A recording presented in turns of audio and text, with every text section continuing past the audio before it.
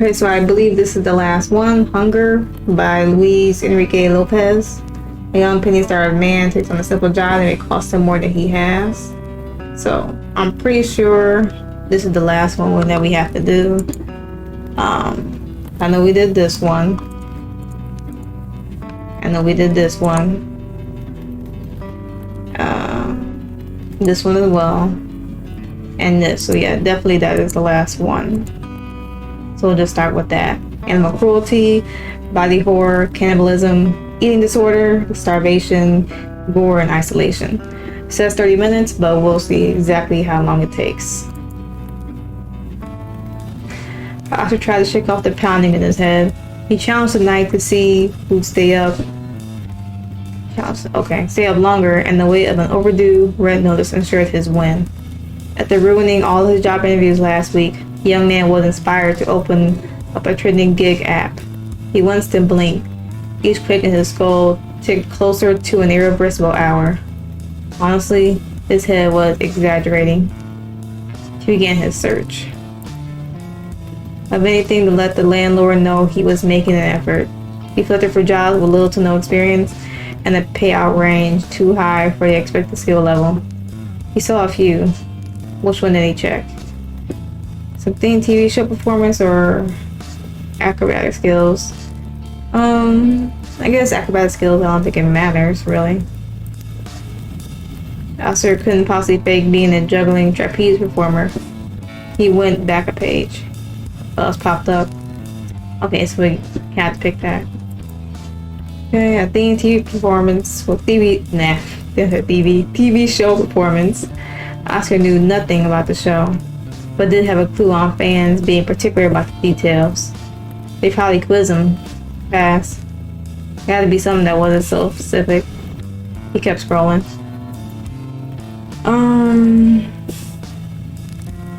Oscar kept scrolling until his eyes caught a sizable number from their periphery.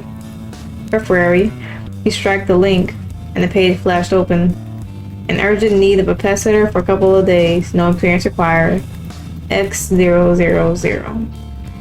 Hi there. Prospective caretaker. My wife and I will be out of town for a conference. We need someone to feed our pet and watch our house while we're gone. You will be compensated upon our return.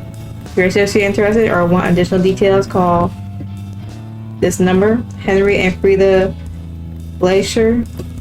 At 3 in the ad, Oscar called the number. He called the number and the phone rang for a while. A low and languid voice answered, "Hello, this is Glacier Residence. Please leave your name and the reason for calling, and we will get back to you after determining your query." Oscar waited for a response, and not more than a minute passed before he got a call back.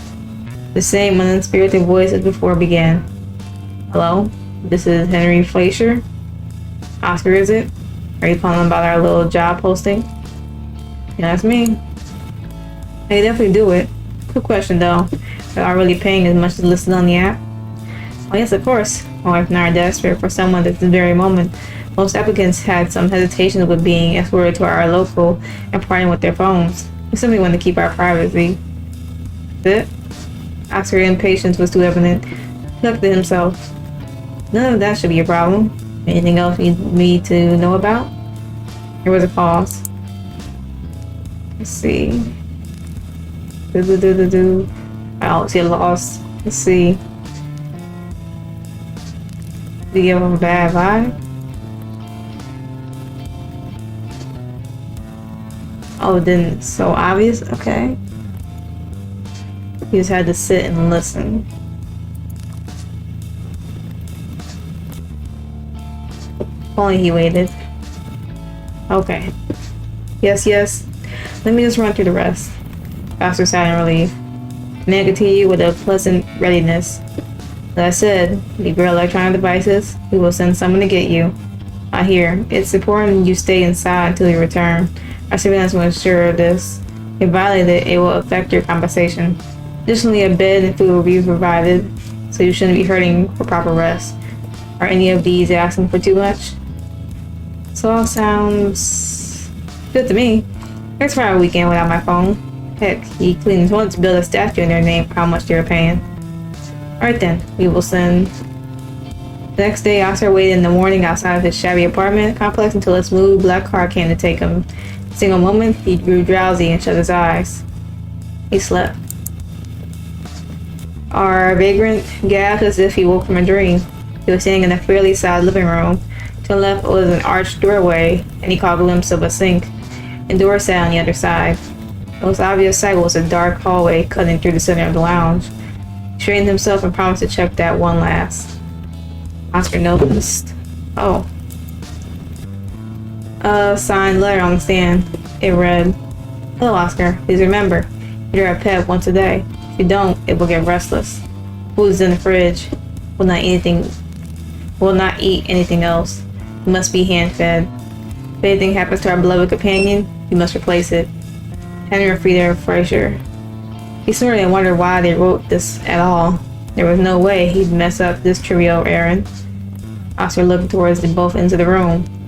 What did he do? He could walk to the kitchen or he went to the door. I guess, kitchen?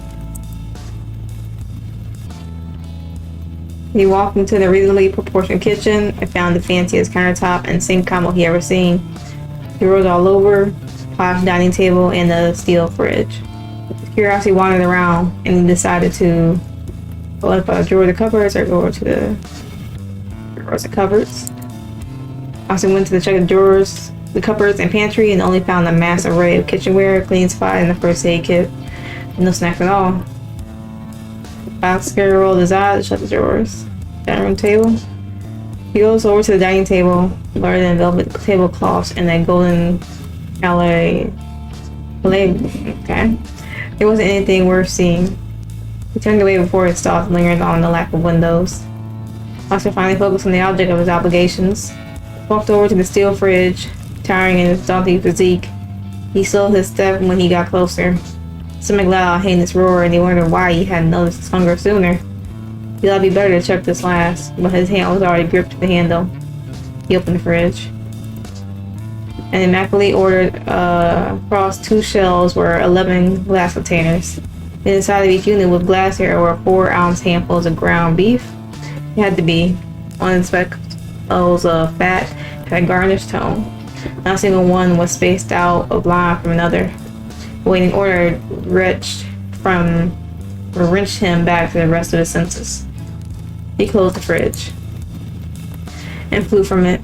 He wiped away a spot of saliva from his mouth and gathered himself. The ground and stomach tried to hold him, but he searched for a distraction. Oscar thought about what he should check out next.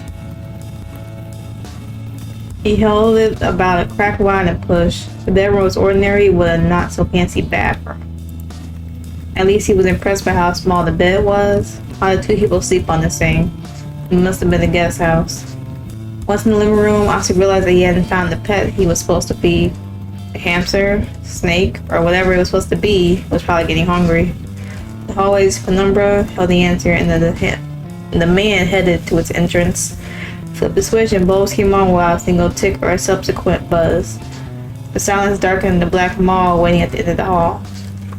Oscar walked forward and slowed down to ensure the quiet was his only companion. He reached the doorway and saw some steps that sank down to a door. Single light. Above the door seemed to be pulling darkness into itself. It had rustled streaks pointing out heavy bolts latched shut. Oscar started to descend. Neither a knob nor a handle on the thing, just a doggy flap near the bottom. His eyes attempted to find any sign there was something inside. Small baited him forward with familiarity. A smell. The fringes of the door led straight to darkness. His hand searched for a way in.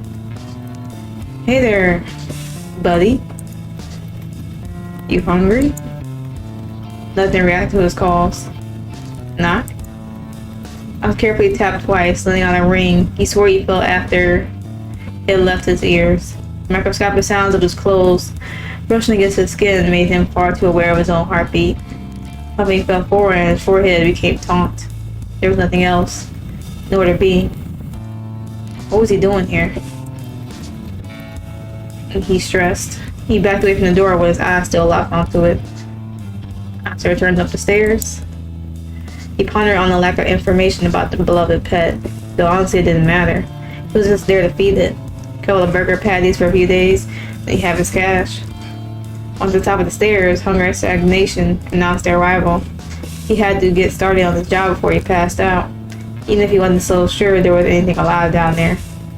He followed the jingle of his stomach into the kitchen. He gripped the handle and the fridge stared him down. What do you think Oscar was thinking about? Feeding the flesher's pet? Oscar braced himself and tore open the fridge door. He snapped his hand of the meat and slammed the door. With glass in hand, he made for the stairs. Oscar wandered towards the bolted door. There was a poor creature in that room. He hoped it wasn't already dead. He pounded. Not a sound. Frustration had him tapping his foot. Another mad rain of dumps. Still nothing. I thought he might as well pretend something was in that room. Surfer did say he was supposed to hand feed the thing. He opened the meat. He closed his nostrils. He felt the order lick up at him, but he pulled out the meat. Greasy stains slithered down the hairs on his wrists, and he lowered the meat in response. The flap started up at him. He could just leave it. Nothing happened, he could just drop it and go. He got on his knees and pushed his free hand to open the flap. Only black waved back at him, and he pulled back. He let out a breath, scrunched up his nose even more, and took another. He shoved the meat-filled palm through the small fold. Warmth? Heavy warmth hugged Oscar's wrist. He felt the fat from the provision leak between his fingers.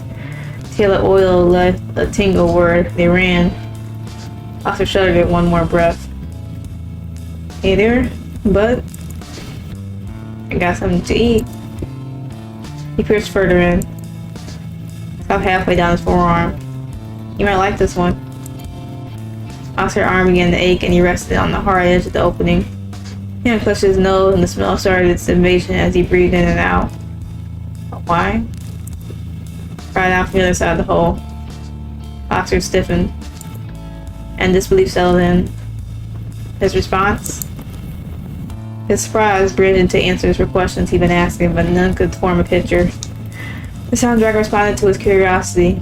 Slow but consistent series of scraps against the floor. Moved toward the feed. His hand. Him. There was something in there. It was just slow. Old, maybe. Its interrolls and its flavors almost formed on his tongue. Well, you must be an old guy. Boy? Tongue started to lick off the meat of his hand. It was squishy. Was it all? Top was scratchy, though maybe a cat. Oscar knew what house pets were like. This wasn't any different. His mind formed the painting of the old critter.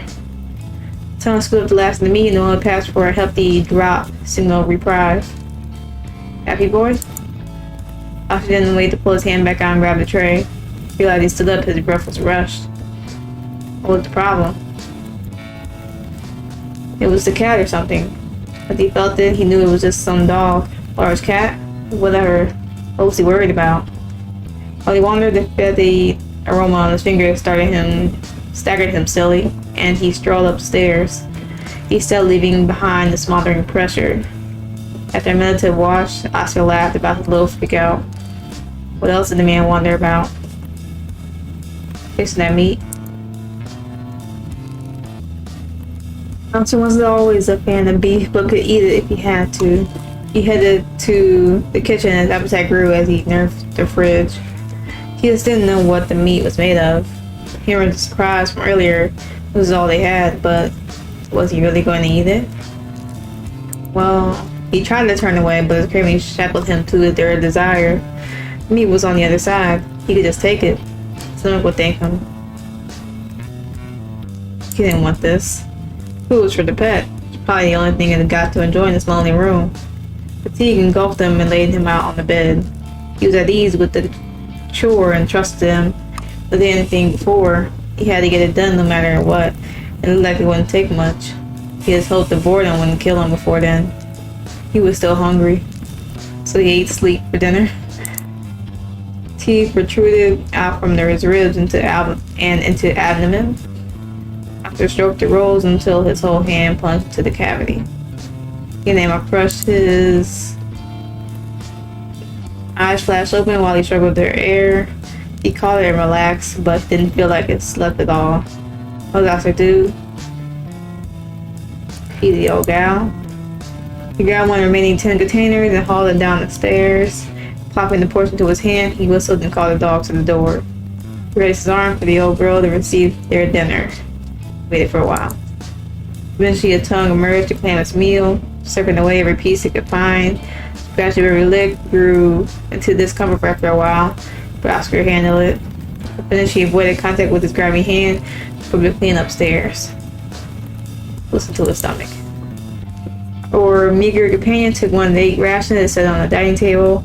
Some hesitantly traced the lid for a reeling and questionable substance. The smell he gave off was the best and reminded him of his earlier attempt.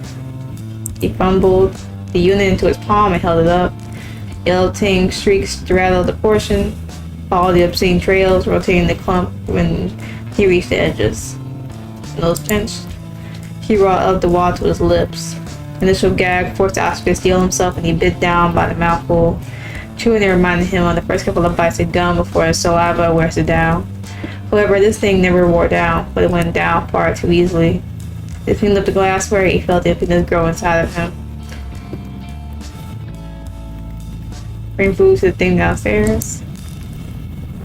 Grabbed one of the remaining 7 containers and hauled it down the stairs. Held the portion to his hand, he whistled and called the cat to the door. He readied his arm for the old boy to receive their dinner. End the story. That's it.